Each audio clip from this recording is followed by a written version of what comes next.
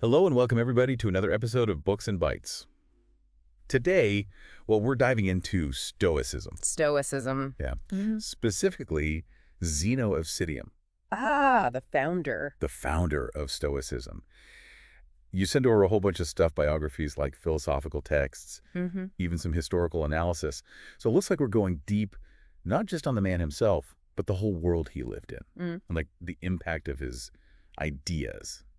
It's going to be fun piecing this puzzle together, especially because, we don't have a lot of Zeno's actual writing. Right. So we're relying on accounts from his followers and then later Stoics to kind of get a sense of his teachings and how that shaped this whole school of thought. So to set the stage a little bit, Zeno lived in Athens when things were kind of a mess. Yeah. It was under Macedonian rule, and there were all these power struggles Oh, yeah. between kings and generals.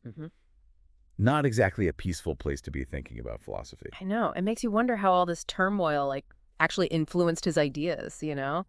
Here's a city that's lost its freedom, its autonomy. Right. And in the middle of all this chaos, Zeno's like, hey, inner peace, virtue, that's the key to the good life. That's a very timely message. It's like he was saying, look, the world outside might be on fire, Totally. but you can find stability in yourself. Exactly. That's one of the biggest things that comes out of all these sources. Real happiness, it doesn't depend on what's happening around you. It's about, inner strength, living in accordance with nature, which for Zeno, that meant reason and virtue. It's like that quote from Marcus Aurelius. He said, the happiness of your life depends upon the quality of your thoughts. Yeah, it's like a direct line. Yeah. Centuries later. Absolutely. And it's interesting because Zeno's own life, it really seems like he lived by this philosophy. Yeah. Because powerful guys like Ptolemy, Antigonus, they courted him, but he chose to live simply.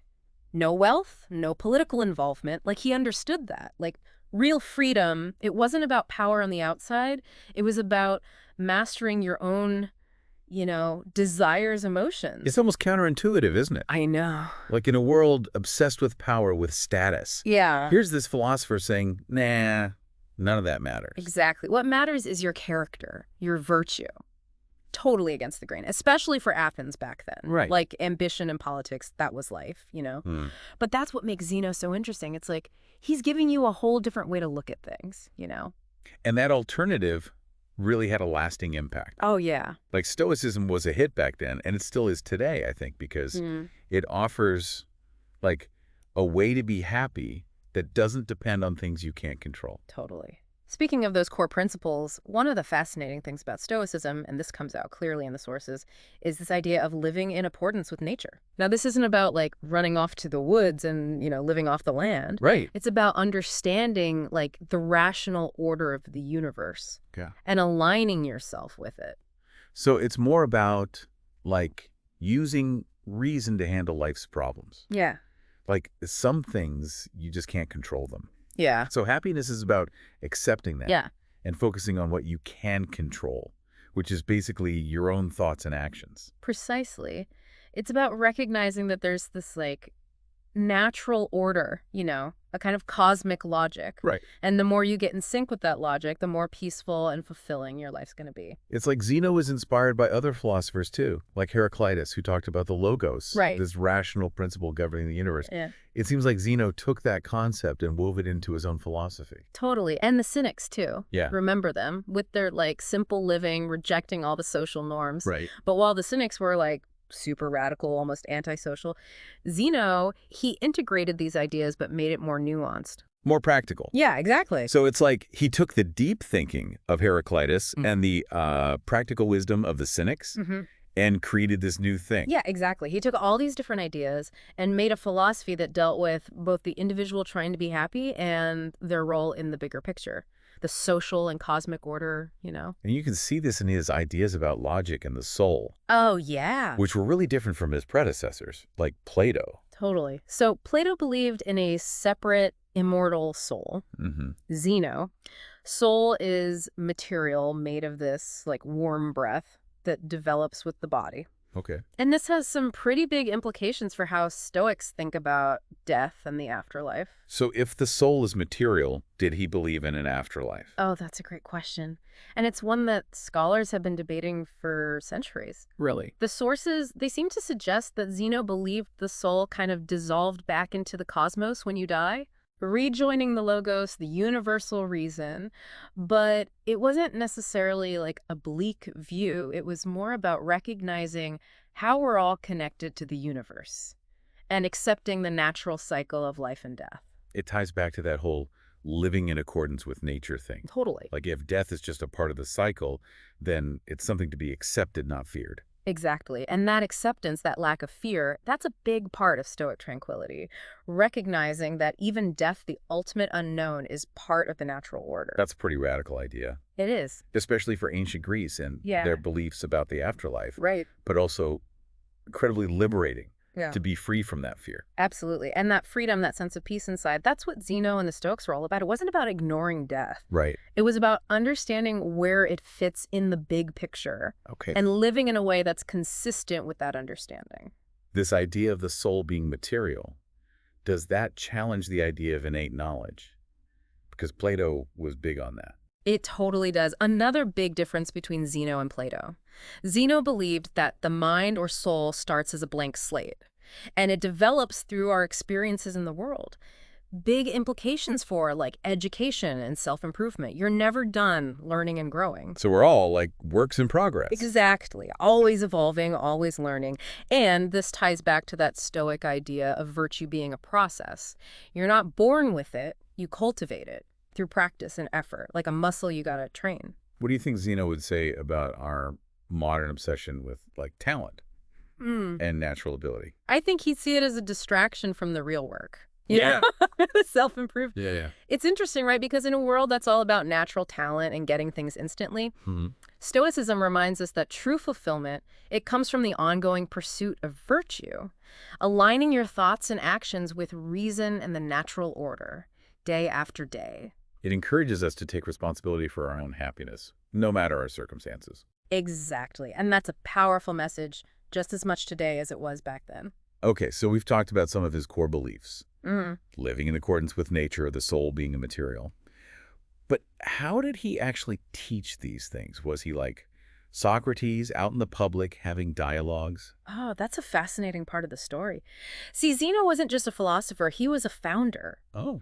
He founded a whole school. Wow. A community devoted to studying and practicing Stoicism. So he was building a movement, Yeah. not just writing about it. Yeah. That's pretty impressive considering the political situation. It really is. He set up his school in Athens, right in the heart of the city's intellectual life. It was called the Stoa Poikile, or Painted Porch. Painted porch. Yeah, because it was in this public colonnade all decorated with murals. Oh, wow. Colorful murals. That sounds like a cool spot to talk philosophy. Yeah. I can imagine Zeno and his students debating ethics and logic, surrounded by all this art.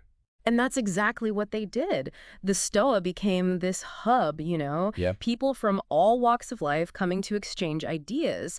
Zeno wasn't just lecturing, he was building a community, a whole way of life. So it was more than just like head knowledge. It was about putting it into practice. Yeah. Living it out with like other people who believe the same things. Exactly. And that's something people often forget about Stoicism. It's not just about reading books or having debates. Right. It's about transforming your life, putting Yeah. those principles into action every single day. It's like that quote, don't explain your philosophy, embody it. Yes. Perfect example. And that's exactly what they were doing at the Stoa. They created this space where you could learn about Stoicism, but also practice it, support each other, hold each other accountable. That's like a radical idea for back then, almost like an early version of a like self-help group. Yeah. Or a mindfulness retreat. Yeah. It really shows the power of Zeno's ideas. He created this vibrant community, and it had a huge impact on Western thought. It makes you wonder how much of his success was because of his personality. Not just the ideas themselves. That's a great point. But unfortunately, the sources, they don't say much about his personality. We know he had this like stern demeanor, simple lifestyle, but there are hints of humor there. Oh, yeah. Yeah, and a genuine warmth towards his students. I love those little glimpses you get, like that anecdote about him at banquets with friends. Oh yeah, where he loosened up with some wine. Right. Like, even Zeno likes to party. Yeah. Makes him seem a bit more human, you know? It does. This serious philosopher enjoying the simple things with his buddies. Yeah. Just like us. Exactly. And it speaks to that balance they were always looking for. The Stoics, discipline, but also enjoyment. Reason, but also emotion. Inner peace, but also engaging with the world. Absolutely. And that balance is what I think still draws people to Stoicism today. It acknowledges that life is complex, ups and downs, good times and bad. Yeah. And it gives you a framework for dealing with it all with grace and resilience. Exactly. And it's that balance that's what I think keeps people coming back to Stoicism. It's a philosophy that embraces the messiness of life, the ups and downs, the joys and sorrows, and it gives you this way to navigate it all with grace and resilience. It's not about pretending you don't have emotions. Right. Or becoming like a robot. Exactly. It's about understanding them, mastering them. Right. And using reason to guide your actions. And that's a message that's, well, it's timeless. Totally. And that's why we're still talking about him today, centuries later. His ideas still resonate because they speak to this basic human thing. We want to live meaningful lives, even when things are tough. So we've talked about Zeno, his ideas, but how did they spread? Did he write a lot, or was it through his followers? That's where things get a bit tricky. See, unlike Plato or Aristotle, we don't have much of Zeno's writing. We're relying on accounts from his students and later Stoics to piece it all together. So it's like a giant puzzle with all these pieces scattered around. Exactly. Which makes it all the more interesting, right? Trying to reconstruct his philosophy and how it changed over time. It's also a reminder that ideas, they don't just exist on their own. No. They're shaped by the people who share them, the context they're shared in, the interpretations they inspire. Absolutely. And with Zeno, we see his ideas really taking off, not just in Athens, but throughout the Roman Empire, thanks in large part to guys like Cleanthes and Chrysippus. Oh, right. Cleanthes, his successor, he kept the school going. He did, yeah. But it was Chrysippus who really took it to another level. Oh, he was a powerhouse. Yeah. Wrote tons. Really systematic approach to Stoicism. He's often called the second founder because he really formalized and expanded Zeno's teachings, created a more complete system. And he focused a lot on logic. He did. Made it a core part of Stoicism. Yeah. And that influenced philosophical debates for centuries. He saw logic as the basis for everything. Oh. Yeah, like it's the key to understanding the world, making good judgments, living virtuously. It's so interesting how these later Stoics built on Zeno's work, each one adding their own spin. It really shows how dynamic philosophy is, It's not about memorizing some dogma, blindly following rules. It's about engaging with ideas, questioning them, refining them. Right. Adapting them to your own time and place. Which is a good reminder for us, isn't it? Yeah. To approach these old ideas with an open mind. Not as just relics from the past, but as living philosophies. Yes. That can still give us guidance today. Couldn't agree more. And as we dig deeper into Zeno's legacy and how Stoicism evolved, I think we'll find even more insights that are relevant to us today. In our own search for meaning and purpose. Definitely. In our own complex, ever-changing world. It's wild to think about how these ideas that started, in a busy Athenian marketplace ended up influencing like Roman emperors and statesmen centuries later. That's a great point. We were talking about how Stoicism spread and Rome is where it really took off. Absolutely. Big names like Seneca, Epictetus, Marcus Aurelius, they were all about Stoicism. And their writings helped to make these ideas popular with the Roman elite. It makes you wonder, why did it resonate so strongly with the Romans, especially like during all that empire building, military expansion? Well, if you think about it, Stoicism's focus on duty, self-control, resilience that would really appeal to a culture that valued discipline and strength. Right. It gave them a framework for like how to lead, how to deal with all that pressure that comes with power. It's almost like Stoicism was a moral compass for these leaders, helping them stay grounded amidst all the temptation, the wealth, the influence. Exactly. Like think about Marcus Aurelius, his Meditations, which is basically his personal journal. It's full of reminders to himself about virtue, humility, serving others. It's like he was using Stoicism to, stay true to himself, even while ruling this huge empire. And it wasn't just the emperors. Seneca, for instance, playwright, philosopher, advisor to Nero, he used Stoicism to deal with life in the Roman court. Oh, yeah, that was a rough place, full of intrigue and ruthlessness. Yeah. And Seneca's writings, they're packed with advice. How to handle tough times, manage emotions, find contentment even in chaos. It's no surprise his work resonated with people from all walks of life back then. It's fascinating how the Roman Stoics took Zeno's ideas and made them their own, Yeah. shaping the philosophy in new ways. It shows how adaptable Stoicism is. It could speak to anyone, no matter their background, and help them through all sorts of challenges. Right. It wasn't just some stuffy philosophy stuck in academia. It was a real, lived way of life. And it's that practical side of Stoicism that I think still draws people in today. We're still asking those same questions Zeno and his followers were wrestling with, like, Yeah. how do we find happiness? How do we cope with hard times? How do we live a life that matters? Exactly. The world's changed a lot since Zeno, but people are still people. We face the same struggles, we lose things, we get caught up in our feelings. And Stoicism offers us tools and principles for navigating those timeless human experiences. So how do we connect this ancient philosophy to our modern lives? What can we actually learn from Zeno and the Stoics that we can use today?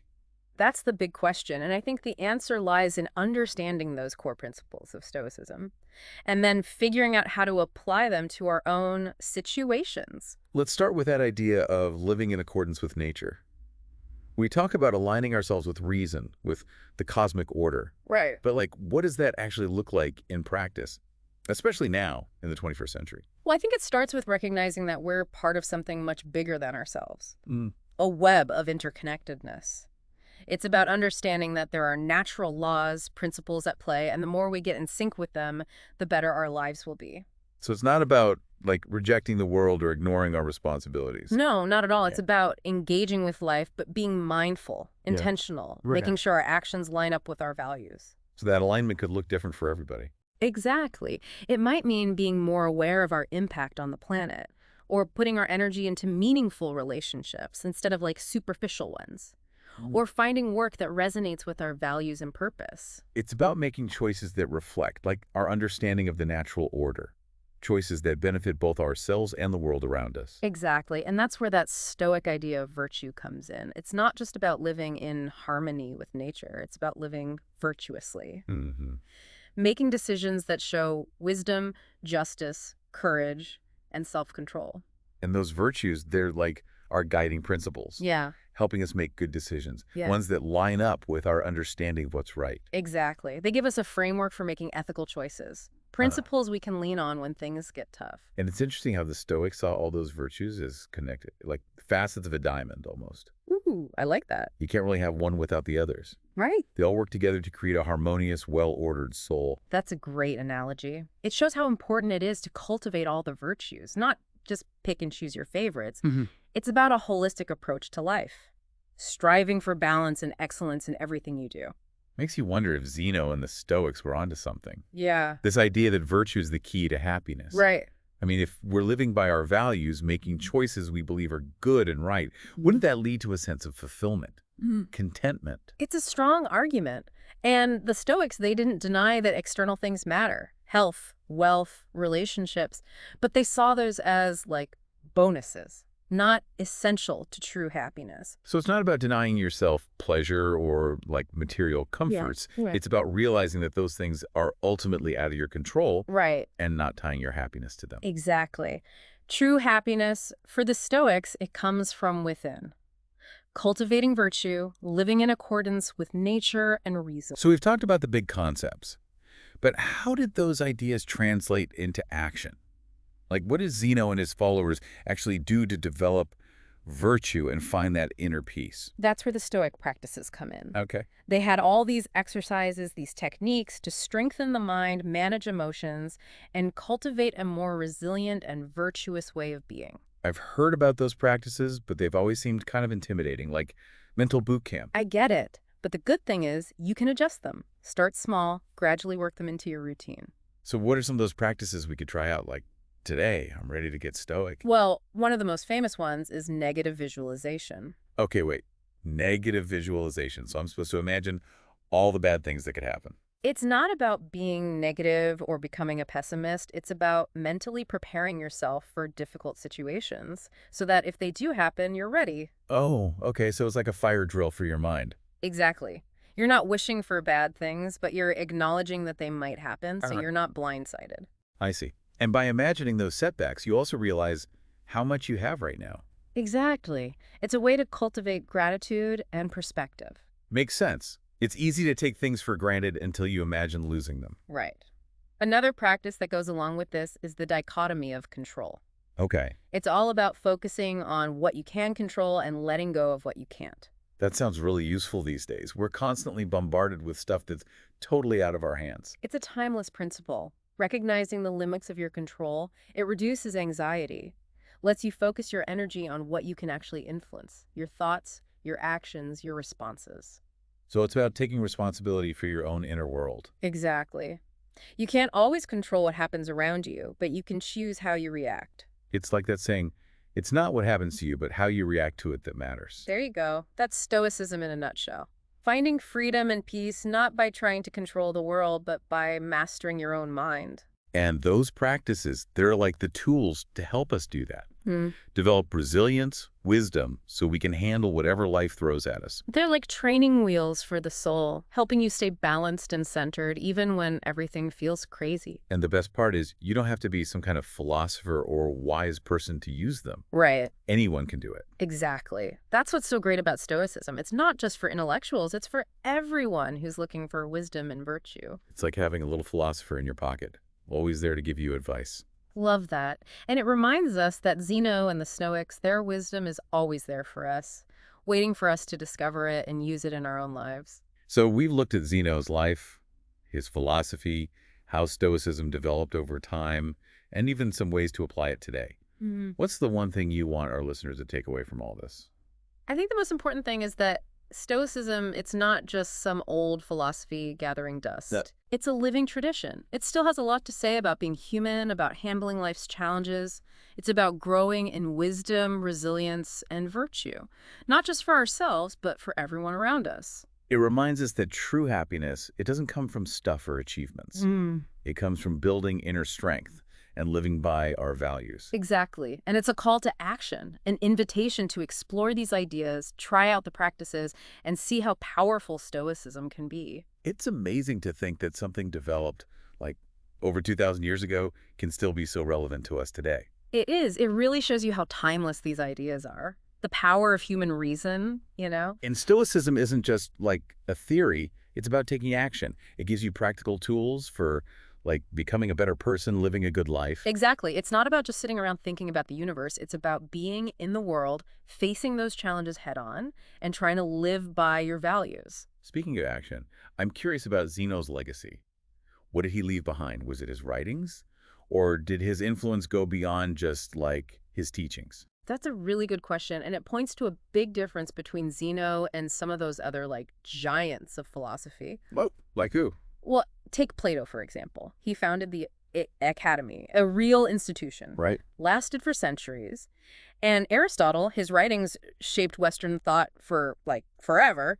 But Zeno's legacy, it's a little more complicated. So it's not as simple as saying, here's this school, or here are all these books. Right. Like we said before, we don't have much of Zeno's actual writing. His influence comes more from the school he started, the Stoa, and all those students who carried on his teaching. So it's more like his ideas had this ripple effect, inspiring this whole community of thinkers and people who practiced Stoicism. Exactly. That's why it's important to look not just at Zeno himself, but at the whole Stoic school and its impact on the ancient world. It's like he planted a seed, and it grew into this giant tree, with branches reaching across time and cultures. Love that.